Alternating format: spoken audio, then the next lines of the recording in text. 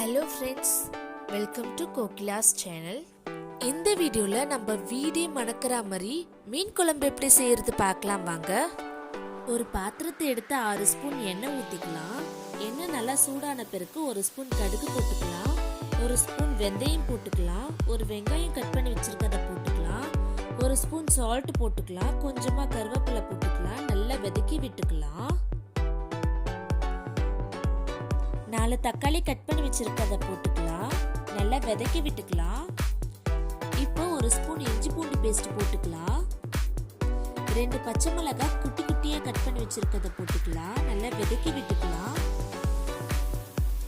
1/2 லெமனை பிழிஞ்சு ஊத்திக்கலாம். மீன் குழம்புல லெமனை சேர்த்து பாருங்க, இன்னும் செம்ம டேஸ்டா இருக்கும். இப்போ நல்லா கலந்து விட்டுக்கலாம்.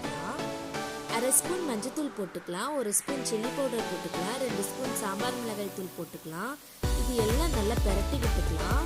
ஒரு லெமன் சைஸ் புளியை வாஷ் பண்ணி 1/2 மணி நேரம் ஊற வச்சு நல்லா கரைச்சி வச்சிருக்கேன், அதை ஊற்றிக்கலாம். இப்போ நல்லா கலந்து விட்டுக்கலாம். ஒரு 10 நிமிஷத்துக்கு நல்லா கொதிக்கட்டும், மூடி போட்டு க்ளோஸ் பண்ணி வச்சுக்கலாம். இங்க பாருங்க, எண்ணெய் எல்லாம் நல்லா பிரிஞ்சு வந்திருக்கு, குழம்பும் திக்கா இருக்கு. இந்த சமயத்துல நம்ம மீன் எல்லாம் போட்டுக்கலாம். மீன் எல்லாத்தையும் போட்ட பிறகு நம்ம வேகமா திருப்பி விடக்கூடாது, மீன் எல்லாம் கொண்டு வந்துடும். ஸோ லைட்டா மெதுவா திருப்பி விடணும், இந்த மாதிரி. ஓகேங்களா?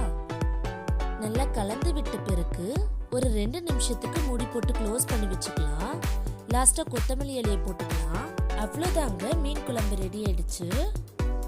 இதே மெத்தட்ல செஞ்சு பாருங்க, செம்ம டேஸ்டா ருசியா இருக்கும். எல்லாருக்குமே ரொம்ப ரொம்ப ரொம்ப பிடிக்கும்.